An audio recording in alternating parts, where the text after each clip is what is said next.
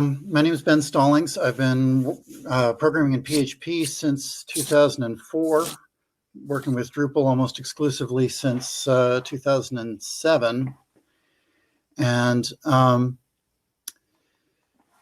just recently got interested in Symfony for a project that I was working on for a client. Got curious about what is this structure that's behind Drupal now, and that's behind individual sites that can be built without Drupal. So in this talk, just to let you know, I am going to be using the command line quite a bit. So if you're not comfortable with the command line, I'm sorry. And at the other extreme, if you have used Symfony yourself to build a website without Drupal, you may not learn very much from this talk, and I apologize for that. But for the rest of you, I hope we'll hit a sweet spot. So if you've done any programming in PHP, you've probably found that it is easier to write bad code than it is to write good code.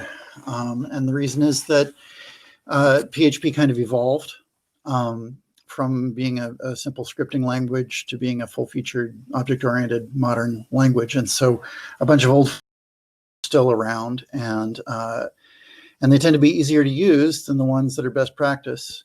So that's, let me see here if I can hide I can't hide my icons on the left side of the screen, so just ignore those.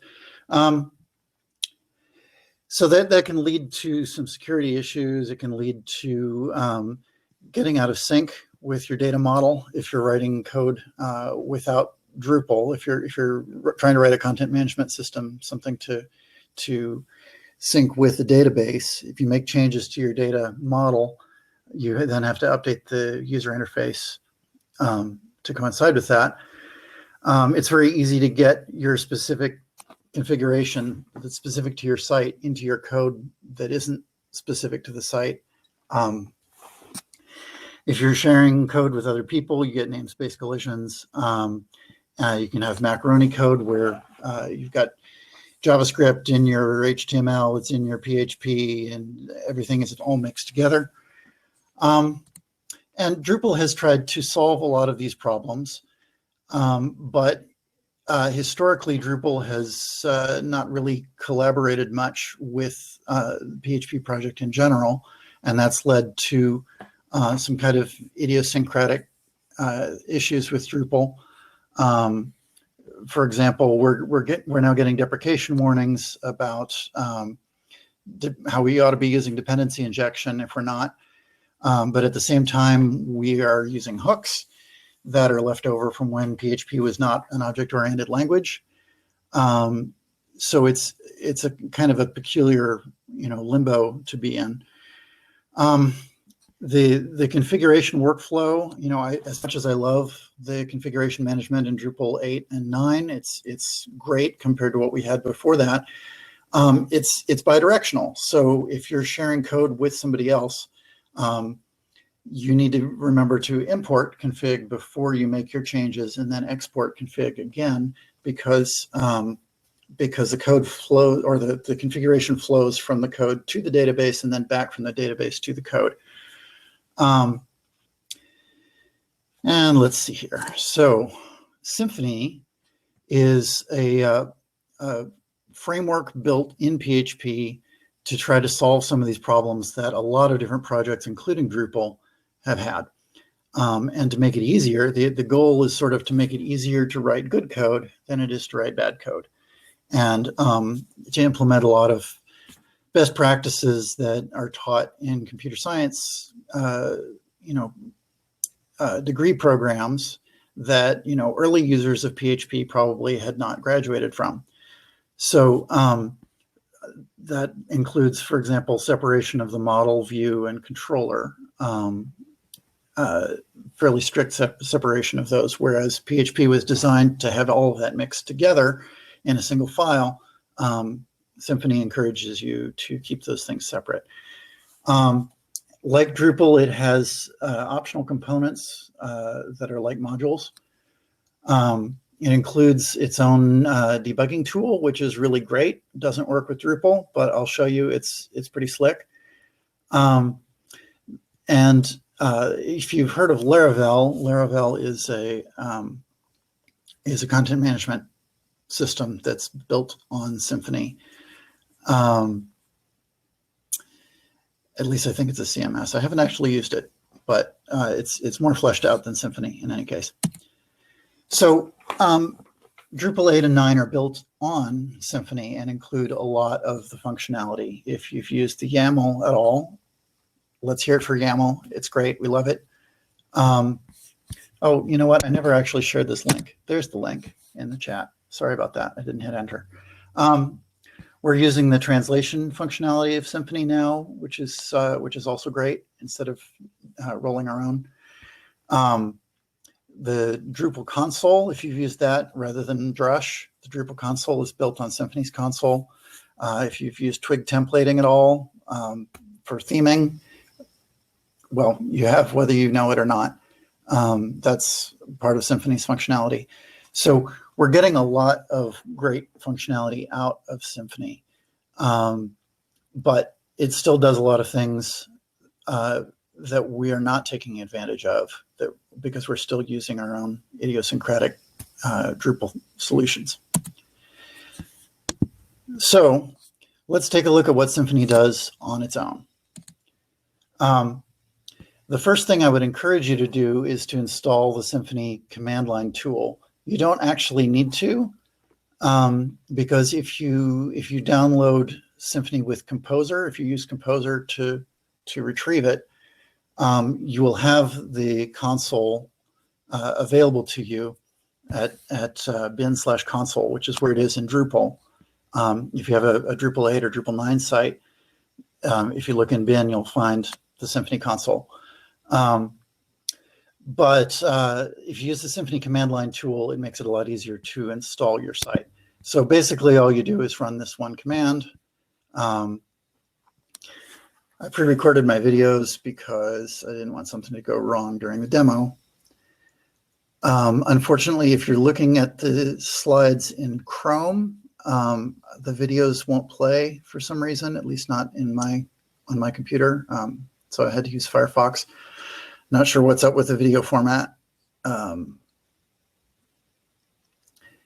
But once you have the Symfony tool installed, all you do is type the word Symfony at your command line and you get a list of all of your available commands.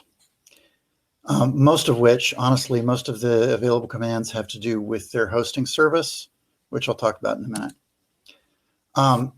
But that gets you this install or this Symfony new command. Much like Drupal, there are multiple different install profiles. So there's a minimal install profile, there's full, which is what I'll be showing you first, and then there's demo, which is fully fleshed out, kind of like the umami distribution of Drupal that really shows you what it's capable of, and I'll show you that last of all. So first I'm going to walk you through the full install, and then I'll show you the demo. So I'll blow this up big. So you enter the name of your project, and it sits and thinks for a minute. I cut out a few seconds, but it's pretty quick. So it actually does install it with Composer. And let's see, what am I doing next here? So it already ran Composer. I just checked to see whether there was anything else to do there, but it's already done. So once it's installed, you can use this command Symfony serve that will get you the debugger. And you don't actually need to have Apache running on your local machine, which makes it very handy if you were going to run it on, say, a Chromebook or something. You don't have to install Apache. You do need a database for some of what I'm going to show you. But for basic site development, if you were just making like a brochure site, a 1 or 2 page site, you wouldn't actually need a database backend, and all you actually need is PHP to develop a site in Symfony, because PHP has its own built-in web server, which is what this is going to be using, but then it adds on the debugging toolbar, which is very slick. Unfortunately, it doesn't work with Drupal, but maybe someday. So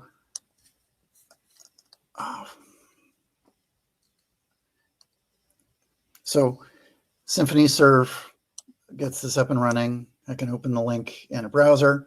Now notice the background is brown. That's because this is a 404 page. I'm actually not seeing my site. This is the 404 page generated by the server. But I've got this cool debugger at the bottom that tells me I've got a 404 error and I'm not logged in. And I can click through any of those menus and see all kinds of details about the error that I'm having. I can see details about how the server is configured, what version of Symfony I'm using. All kinds of details are available in this debugging toolbar. And we'll see more about that in a minute. So the next thing I'm going to walk you through is creating a data model. Now, if you were actually going to build a fully fledged site, I would encourage you to create a user entity first before you create content entities. I'm not going to walk you through that in this demo because it does get pretty complicated. But once you get to that page that I just showed you, the 404 page, there's a documentation link. And the documentation for Symfony is excellent. It's really very good. And it can walk you through everything that you need to do to create user entities and, login, account creation, and password encrypting, and email verification, and all of that best practice kind of stuff. It's a few more steps than I'm comfortable showing you in this little demo. So I'm just going to skip over the user creation, and we're just going to create a simple entity. So in this demo, what I'm going to do is show you that console is what I'm actually after. So I'm going to say Symfony console, which is the same as typing PHP bin/console. So the console has a lot of different commands available. I'm scrolling through them here. I'll show you the doctrine stuff in a minute. Make is what we're interested in right now. We're going to make a CRUD in a minute, and then make entity is what we're doing first. So the first step in creating your data model is to make an entity.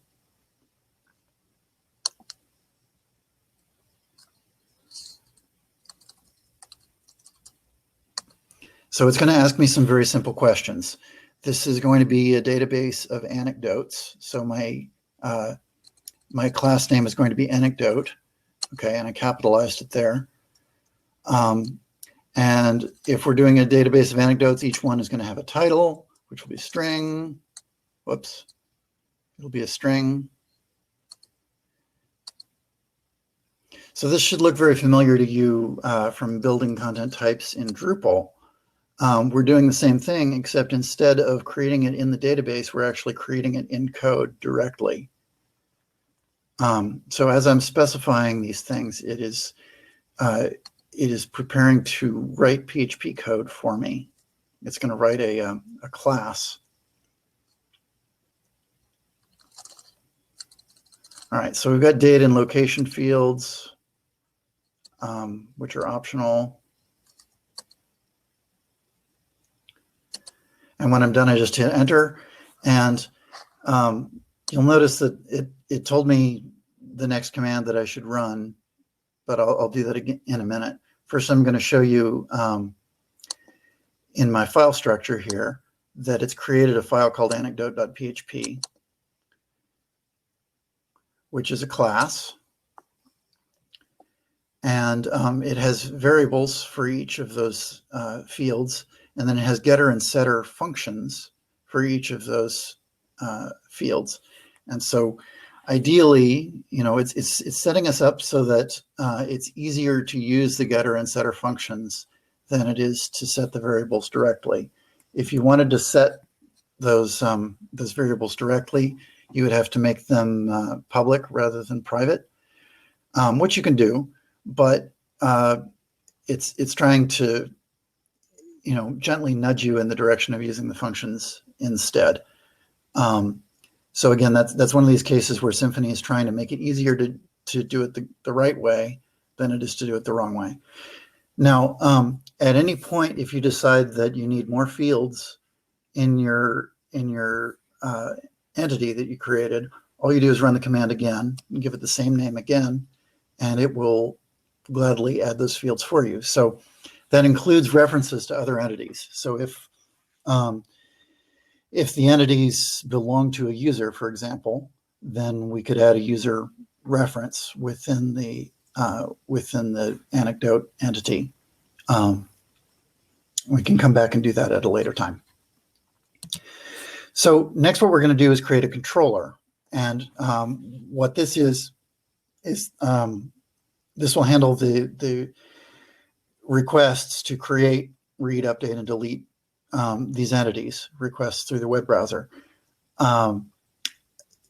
And you'll want to assign permissions. I'm not actually going to show you that in this demo, but what you would do is after you create this controller, go into that function and specify what permissions somebody has to have in order to do each of these functions. Do they have to be logged in? That would be a good idea. But right now I haven't provided any way to log in. And so that's kind of getting the cart before the horse. So to create a controller is just about as simple as creating the entity. We just say make CRUD, and we type in anecdote, and it says, boom, it did it. It created a bunch of files. I can now look at those files, and under controller, there's an anecdote controller.php. I'm sorry the videos are so blurry. So this is anecdote controller.php. And you'll see that there's an index function, a new function. So it's a little confusing that it's called CRUD, and yet the functions are not called create, read, update, delete. But for historical reasons, it's index and new and so on. So this is, it's providing all of the code necessary to make those things. So now if I go to, it's trying to list the stuff out of the database, and it can't do it because the database hasn't been configured yet. So before I go any farther, I'm going to have to go back and connect to database. But if I go to new, you can see that there is a form here. It's created a form. It's very ugly because it hasn't been styled yet, but it has created all of the twig files. What I'm doing here in the video is clicking each of those drop downs, and for some reason they didn't show up in the video, but the drop downs do show month, date, and year. So under templates, there is a whole series of twig files that got created automatically. And so here I'm showing you that when you create a new entity, it's displaying the form, and the form is displaying the form widget, or it's using the form widget function. So the file structure is pretty complicated. There are lots of layers upon layers in Symfony, but not as many as there are in Drupal. And actually, Drupal's structure makes a lot more sense after you've wrapped your head around the way Symfony structures its files. So the next thing we're going to do is connect a database backend here.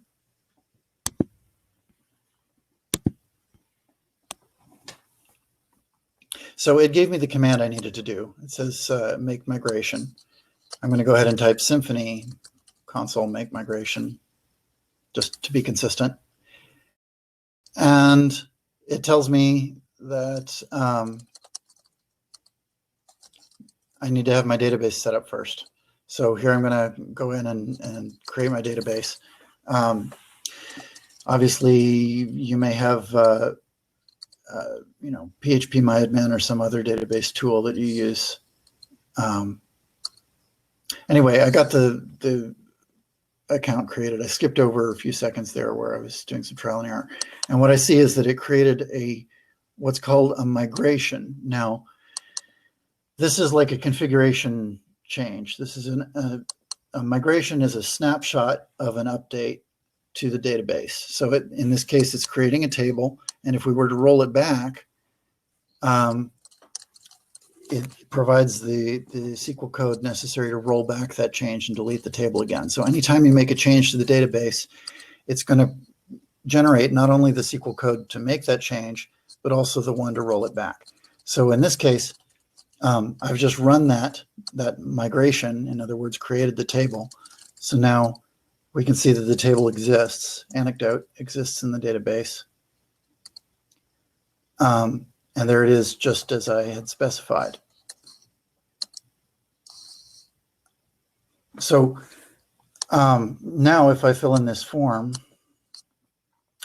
you can't see what I'm typing here, but it's an anecdote about how one time my cat puked on the rug and backed away. Just your typical boring anecdote that you don't want anybody to tell you. And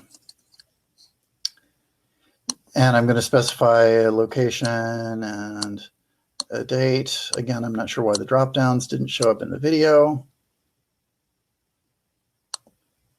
Okay, so now we can see that it actually created the entity. It shows up in the index. And I can edit it, and there's all the information. So we've just created a content management system for anecdotes.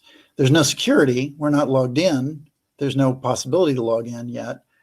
But it gives you an idea of how simple it can be to create this, create a structure, create a controller, everything that you need to manipulate content. And of course, making it pretty is the themer's job. I'm not a themer. So deployment of Symfony is a little bit different from what we're used to. It's also very similar to what we're used to in that you've got to have your database on the server. You've got to have your credentials. Instead of being in settings.php, your credentials go in a .env file. After you've pushed your repository to the server, you have to run Composer in case anything new got installed. And then this is the equivalent of drush config import, okay? Doctrine migrations migrate is what causes it to import the changes to the database structure. And so if you are going to be deploying on a regular basis, you're going to want to automate these deployment steps so that all you have to do is push and it'll run all that stuff for you. Now, Symfony offers their own hosting service. I haven't used it, but I'm sure that part of the selling point is that these deployment steps are automated so you don't have to remember to do them every time you deploy. So having shown you the rough edges of having given you some appreciation, I hope, of what a diamond in the rough looks like. Let's see a polished one. If you just run this command, whatever the project name is, -- demo, that gets you this very slick demonstration project. I'm just going to call it demo. And again, I cut out a few seconds, but it's still pretty quick. And if any of you are interested after I'm done with this last video, I can show you around the file structure of that. But here I'm just going to serve that and pull it up in the browser. And now we have a choice between seeing the front end or seeing the back end. In the front end, it's got a built-in search function that's pretty slick. It's got comments. The toolbar you can see is all working here, the debugging toolbar. But let me show you the back end. If I log in as an administrator, we see a list of all of the content. Edit form. It's not WYSIWYG, but it's using Markdown, I believe. So there's an account manager. You can change languages. Just out of, just for fun, I'm changing it to Spanish and then to Russian. And you'll see that all of the interface changes, all the names of the fields are all defined for all of those languages. And down at the bottom in the toolbar, you can see that I'm logged in, and there's a logout link there as well as in the interface. So if you didn't want to build one into your UI, you would still have a logout link in the toolbar, at least on your local. So I have that demo here on my computer if you wanted to see it or had any questions. That's really all I have for a demo. So let's open it up to questions.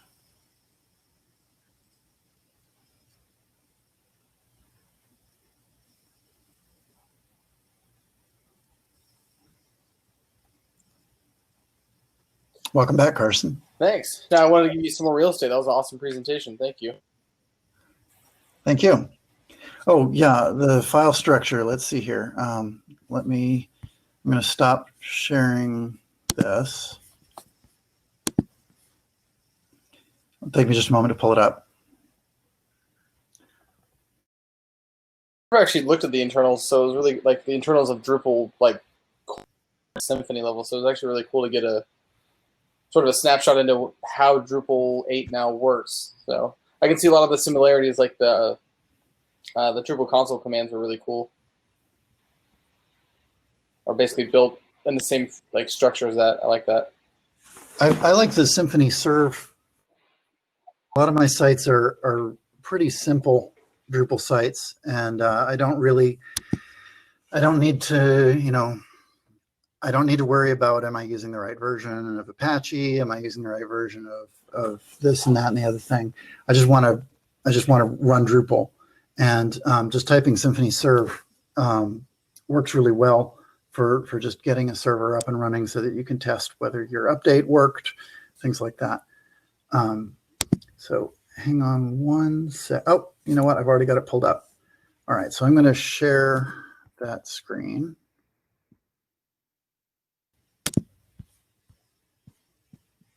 And I'll leave so you can have more real estate again. Okay, so let's see here. So within this, oh, whoops, this is not the right project. Open demo is what I want.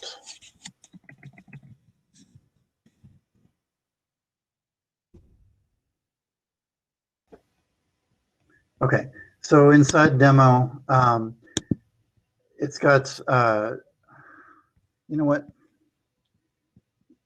Are you able to see? Is it clearer? Is it in focus? Can you see what I'm typing?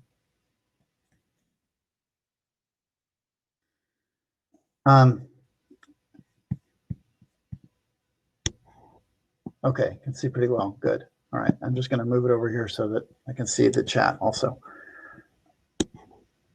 All right, so it's got an assets directory. I'm sure you could put your JavaScript anywhere you want to, but the vendor directory we're familiar with from Composer. Composer does that. Well, within source, that's where you've got your entities. In this case, comments and posts and users are all entities, but also tags. So taxonomy terms are entities, or what we would call taxonomy terms are entities in this data model. There's a form folder with all of the different forms for users, forms for posts. Apparently there's an event when somebody creates a comment. I haven't looked at that. Maybe it sends email or something. Nope. I'm not sure what that is for. Repository is sort of a wrapper function for each of your object classes that allows you to load a bunch of things at once instead of one at a time. Well, I mean, I don't know. I haven't fully wrapped my head, to be honest. I haven't fully wrapped my head around when you use a repository and when you use the controller directly, because each object or each entity also has a controller. So in the work that I've done, it hasn't been clear to me why I should use a repository rather than a controller. Maybe somebody else has the answer to that. There's a paginator. There's all kinds of stuff that they built into this demo.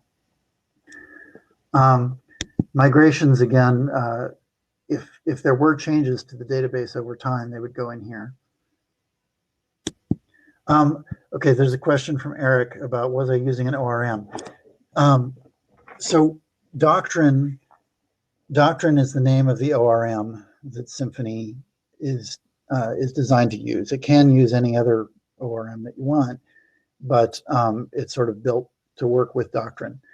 And so that workflow that I was showing you, where you create the entity and then it encourages you to make a migration, and then you import the migration.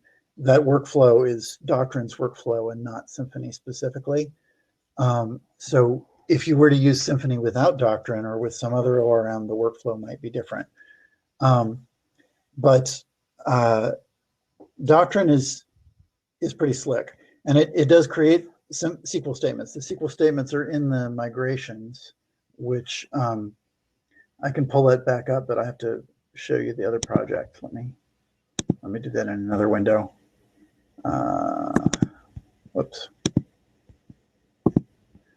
Okay, so this is the project with the anecdotes, and you'll see that there's a migrations file here. So this SQL was created by Doctrine. Does that answer your question, Eric? And in terms of how Symfony works with the database, if we look here at the controller, so blog controller, post show, comment new. All right, so here we're creating a new comment. So you create an object, and then you persist that object to your repository. Okay, so comment is a new comment. You persist the comment and then you flush it. So EM here is, where is EM coming from? Okay, EM is get doctrine, get manager. So EM is a entity manager coming from Doctrine. Persist and flush are how you save the changes. So the terminology is a little bit foreign for us Drupal users. We're not used to this terminology, but at the same time, I could see a lot of value in Drupal adopting this backend at some point. I don't know that that's part of the plan, but it does work really well. And I kind of like the fact that the workflow only goes one direction, from code to the database, and you're never taking your configuration from the database and saving it to code. You're only going the opposite direction from code to the database, which gets rid of any confusion in terms of versioning when you're working with multiple people. So let's see, what else have we got in here? There's a config folder that includes your services YAML and routes YAML, which you may be familiar with from Drupal. But there are several different layers of routing built into Symfony if you use the full install. And so, for example, in our controller, let me pull the controller back up here. I believe the routing is set in comments here. So the route for this function, post show, is set as posts/slug, where slug is the identity of the post. And so this is a thing called annotations, which again, terminology, learning curve. Oh, here we go, annotation. So there's a Symfony component called annotation that allows you to specify the route for each function in the comments. You have to use, very particular syntax. But what that means is that you don't have to have all of the routing in your routes YAML. You don't have to have it in some other file. It's there right with the function. When you're looking at the function, you can see its route without having to look somewhere else. Pros and cons to that. It's there's a potential for namespace collisions, right? If this file defines what's its /blog and some other file also names another function that's its /blog, then you got a problem. So there are pros and cons to annotation as a way to do routes, but it's one way. It's one of several ways that are available. There's also an annotations YAML file, which doesn't actually tell us anything. Anyway, within the public folder, that is where I would have put the assets, like a JavaScript. But in this case, they've got JavaScript under assets in separate assets directory. I don't know that it matters. And then here are your translations. Let's pull up Spanish. Okay, so this is an XML file defining all of our translations. I'm sure you can do it in YAML too. If you look through the documentation for Symfony, they provide examples in 3 different formats, at least three, XML, YAML, and PHP. So there's a lot of overhead where you can do things multiple different ways, kind of like you could in Drupal 7, put your module in 4 different locations if you wanted to. Yeah. Are there any other questions?